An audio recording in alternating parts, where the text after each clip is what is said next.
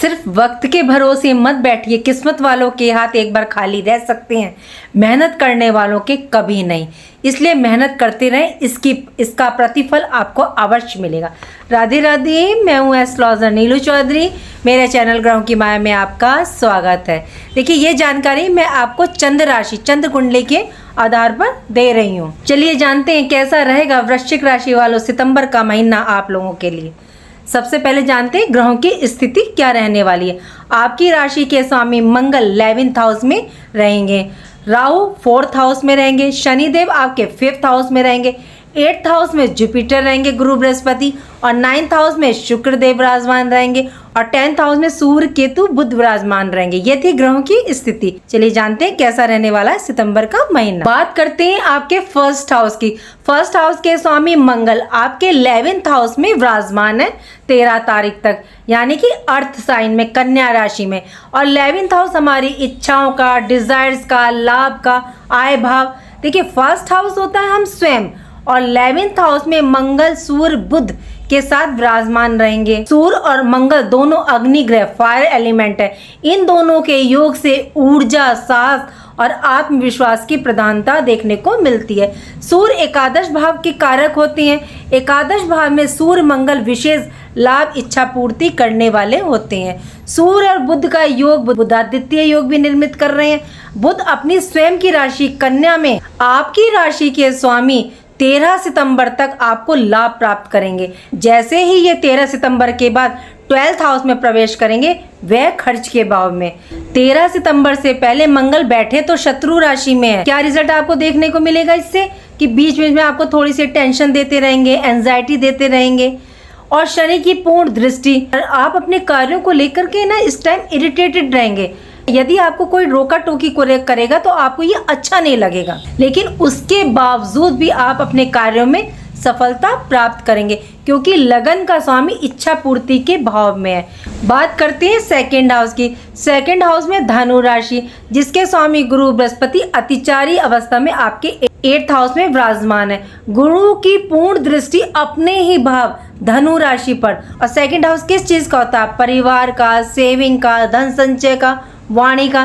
देखिए, second house और 11th house का कनेक्शन होता है। 11th हाउस से हम अपनी इनकम देखते हैं कितनी रहेगी, और सेकंड हाउस से देखते हैं कि हम कितना जोड़ पाएंगे। सेकंड हाउस पर कई ग्रहों की दृष्टियां, मंगल की 4th दृष्टि, गुरु बृहस्पति की 7th दृष्टि, शनि की 10th दृष्टि, सबसे महत्वपूर्ण रहेगी गुरु बृहस्पति की दृष्टि। गुरु बृहस्पति धन के कारक हैं। कई स्रोतों से धन प्राप्त होता है। वह धन जो प्राप्त होता है वो आपको ज्ञान और बुद्धि के बल पर आप कमाते हैं। पारिवारिक जीवन को ये बेहतर बनाते हैं, खुशहाली लाते हैं, घर में मांगलिक कार्य संपन्न निर्मित कर सकते हैं। मंगल की 4th दृष्टि सकारात्मक मानी जाती है, पॉजिटिव रिजल्ट देती है। वाणी को तो ये देखिए आपके प्रभावशाली बनाती है, लेकिन कभी कभी व्यक्ति की वाणी कठोर और कटु भी हो सकती है, तो थोड़ा सा वाणी पर नियंत्रण रखिएगा। बात करते हैं थर्ड हाउस की। थर्ड हाउस में मकर राशि, जिसके स्वामी वक्री होकर के आपके 5th हाउस में विराजमान है।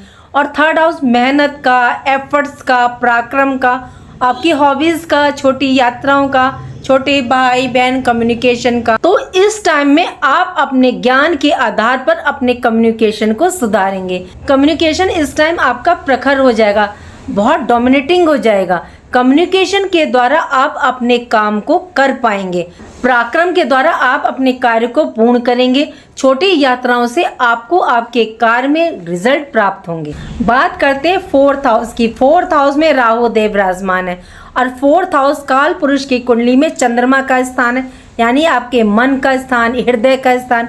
मन में काफी द्वंद्व, मानसिक अशांति रहेगी इस टाइम पीरियड में।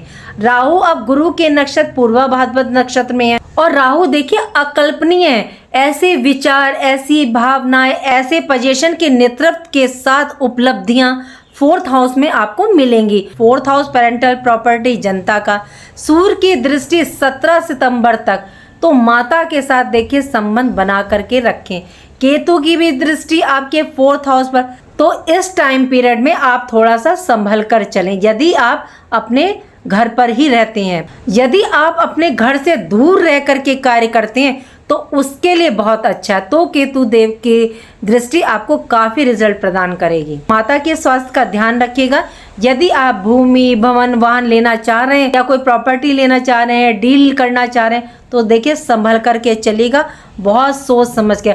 हालांकि गुरु बृहस्पति की नवम दृष्टि है, वो आपको संभालने का कार्य भी करेगी, गलत होने से रोकेगी, क्योंकि देखिए राहु गुरु के नक्षत्र में है और पूर्ण डिग्री पर हैं, अपनी 23 डिग्री पर आ चुके हैं ये 3 सितंबर से। लेकिन फिर भी आप अपनी फोकस को, ध्यान को बना करके रखिएगा जब कोई पेपर साइन कर रहे हो या कोई डील कर रहे हो या भूमि, भवन, वाहन ले रहे हो। तो बात करें 5th हाउस की। 5th हाउस में शनिदेव विराजमान है और शनि इस टाइम वक्र अवस्था में है। मंगल की 7th दृष्टि, सूर्य की दृष्टि 17 तारीख के बाद रहेगी। ये सूर्य का देखिए अपना पक्का घर है। मंगल की 13 तारीख तक दृष्टि रहेगी। और 5th हाउस किस चीज का? विद्या, बुद्धि, संतान, लव रिलेशन का, शेयर मार्केट का।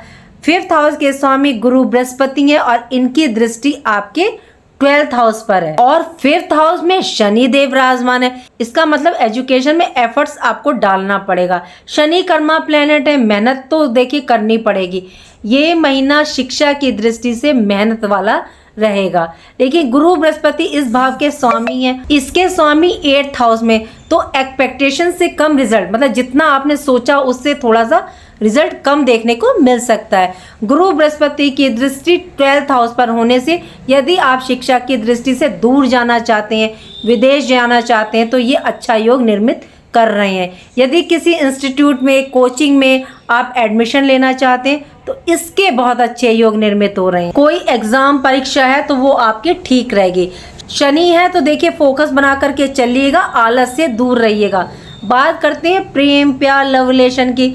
शनि देखिए थोड़े से जिद्दी होते हैं, अड़ियल होते हैं, तो लव रिलेशन में आपका पार्टनर है उसका ना थोड़ा सा मूड अलग टाइप का रहेगा। गुरु बृहस्पति की दृष्टि होने से मूड तो अच्छा रहेगा, रोमांटिक भी रहेगा, लेकिन अचानक से कई बार ऐसा होगा बातों ही बातों में आपके वाद विवाद हो जाएंगे। तो अचानक से वाद विवाद देखने को मिल सकते हैं, मतलब बेवजह जिसका कोई मतलब नहीं। तो ध्यान रखिएगा, कंट्रोल रखिएगा कि बात जब आप कर रहे हो तो थोड़ा संभल करके जवाब दें। देखिए शेयर मार्केट में इन्वेस्ट करने की सोच रहे हैं तो बहुत सोच समझ कर कीजिएगा, क्योंकि शॉर्ट टर्म में, इंट्राडे में थोड़ा सा सोच समझ कर करें, लॉन्ग टर्म के लिए बेस्ट है। बात करते हैं 6th हाउस की। 6th हाउस में मेष राशि, इसके स्वामी मंगल आपके एकादश 11th हाउस में, और ये 11 तारीख तक रहने वाले हैं। इसके बाद ये 12th हाउस में प्रवेश करेंगे मंगल। 6th हाउस देखिए रोग, ऋण, शत्रु का। 6th हाउस में कोई ग्रह हो या दृष्टि पड़ रही हो तो शत्रु हंता योग बनाती है। 13 तारीख तक अष्टम दृष्टि मंगल की, 13 तारीख के बाद सप्तम दृष्टि आ जाएगी मंगल की। तो जॉब में डेफिनेटली चेंज देखने को मिलेगा। कि 10th हाउस से देखा जाता है कि आप लाइफ में जॉब करेंगे, बिजनेस करेंगे, कैसा रहेगा।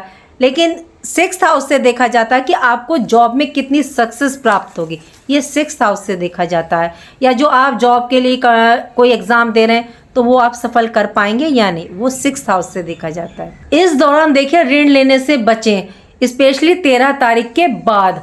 शत्रु को आप परास्त करेंगे, पर्सनल लाइफ में भी और प्रोफेशनल लाइफ में भी, अपने वर्क प्लेस पर भी।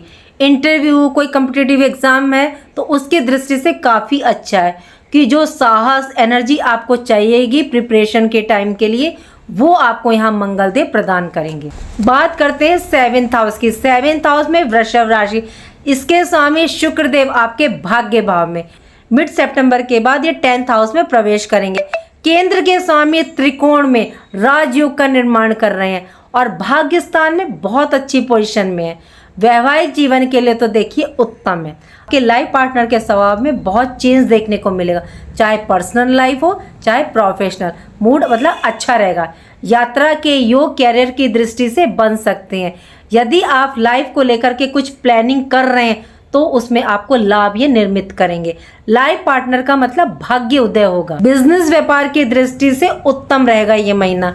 बिजनेस पार्टनर का सहयोग प्राप्त होगा। शुक्र धन वैभव के कारक है तो धन और सुख की प्राप्ति होगी। 7th हाउस के स्वामी भाग्य स्थान में, धर्म अध्यात्म के भाग में, तो धार्मिक यात्राएं भी आप कर सकती हैं या धार्मिक गतिविधियों की तरफ आपका रुझान बन सकता है या आपके पार्टनर का रुझान रहे। मतलब कुछ भी हो सकता है। बात करते हैं 8th हाउस की। 8th हाउस में मिथुन राशि, इसके स्वामी बुध सूर्य के साथ 10th हाउस में रहेंगे मिड सितंबर तक। उसके बाद अपने स्वयं की राशि में प्रवेश करेंगे। 8th हाउस किस चीज का होता है? ट्रांसफॉर्मेशन का, ऑकल्ट्स का, गूढ़ रहस्य का, ज्ञान का, रिसर्च का। यहाँ गुरु बृहस्पति अपने नक्षत्र पुनर्वसु नक्षत्र में, गुरु बृहस्पति के 8th हाउस में देखिए अच्छे रिजल्ट देखने को मिलते हैं। आयु में वृद्धि करेंगे, गुप्त विद्याओं में रुचि, अध्यात्म की तरफ आपका रुझान करते हैं, संकटों समस्याओं से बचाव करेंगे, आकस्मिक धन प्राप्ति के योग निर्मित करेंगे। ऑकल्ट्स, रिसर्च, एस्ट्रोलॉजी ज्ञान के लिए उत्तम समय है। ससुराल से आपको लाभ प्राप्त होगा। पैतृक संपत्ति, इंश्योरेंस से धन प्राप्ति के योग निर्मित करेंगे। बात करते हैं 9th हाउस की। 9th हाउस में शुक्रदेव कर्क राशि में, शुक्र चंद्र का योग या दृष्टि हो या उससे संबंधित भाव में हो तो लक्ष्मी योग निर्मित करते हैं। यदि आप 15 सितंबर से पहले कुछ बड़ा करने की सोच रहे हैं, कुछ चेंज करने की सोच रहे हैं, जैसे बिजनेस स्टार्ट करने की सोच रहे हैं, या ये सामान ले लूं, ट्रेडिंग या इन्वेस्टमेंट करने की सोच रहे हैं, तो 15 सितंबर से पहले बहुत अच्छा टाइम है, क्योंकि सूर्य अपनी राशि में, मंगल लाभ भाव में और शुक्र भाग्य स्थान में रहेंगे, तो ये बहुत ही अच्छी स्थिति रहेगी। भाग्य का आपको फुल सपोर्ट इस टाइम प्राप्त हो रहा है। जैसे ही मंगल 12th हाउस में प्रवेश करेंगे तो थोड़ा सा क्या ये यहाँ ऑब्स्टिकल ला सकते हैं, तो आपको लाइफ में देखने को मिल सकते हैं। बात करते हैं 10th हाउस की। 10th हाउस में सिंह राशि, इसके स्वामी सूर्य बुध के साथ 10th हाउस में देखिए सूर्य का होना अच्छा माना जाता है। इंसान के अंदर कोई टेंशन नहीं रहती। व्यक्ति अपने वर्क प्लेस पर पूरे कॉन्फिडेंस के साथ मोटिवेशन से कार्य करता है। सूर्य नेम फेम दिलवाते हैं। कर्म भाव है हमारा, सूर्य बुध की युति है, तो सरकार से आपको लाभ प्राप्त होगा। वर्क प्लेस पर अचीवमेंट प्राप्त हो सकती है। लेकिन केतु भी है 10th हाउस में, थोड़ी अड़चन ला सकते हैं, तो ध्यान रख करके चलेगा। पॉलिटिक्स के लिए बहुत अच्छा है। बॉस से, सीनियर से आपको सपोर्ट मिल सकता है। बुध वक्री है तो आपकी कम्युनिकेशन, आपकी स्किल, आपके काम करने का तरीका बेहतरीन रहेगा।